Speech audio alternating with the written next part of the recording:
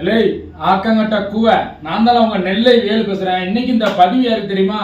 இந்த ஒருத்தர் மீசையை கடா மீசை வச்சு ஒருத்தர் பேசுறாரு. மாப்பிள்ளை வணக்கண்டா மாப்பிள்ளை, தேனியில இருந்து நான் தான் அவங்க அருண் பேசுறேன்னு சொல்றாரு. அவருக்கு தான் யோ பங்காளி, அது என்னையா நம்ம அன்னபூர்ணி அம்மாவை வந்து ஏன் இப்படி தாக்கி பேசுறீங்க? அந்த அம்மாவை வந்து என்னென்னமோ சொல்றீங்க. ஒரு கல்யாணம், 2 கல்யாணம், 3, இப்போ 4வது கல்யாணம் வரைக்கும் போயிட்டு நீங்களாம் ஒரு சாமியா? அது போக ஒரு லேடிஸ் ஒரு அம்மாவை உங்க தலையில போச்சு காலை வச்சு மிதிக்கிங்கன்னு சொல்லி பேசுறீங்க. வீடியோவை நல்லா பாருங்க பங்காளி.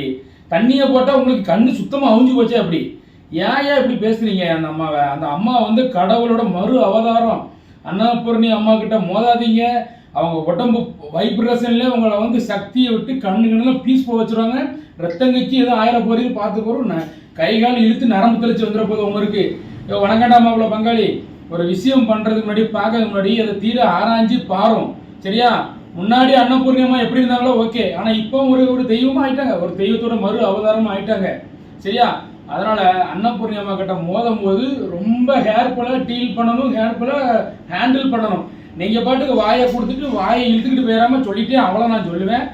சரி, ரைட் நண்பர்களே, உங்களுக்கு வீடியோ பிடிச்சதுன்னா லைக் பண்ணுங்க, கமெண்ட் பண்ணுங்க, ஷேர் பண்ணுங்க. மறக்காம நம்ம Nellai Velu social media YouTube subscribe பண்ணி இந்த பெல்லை அமைக்கிறீங்க ஐயா. நன்றி, வணக்கம் ஐயா.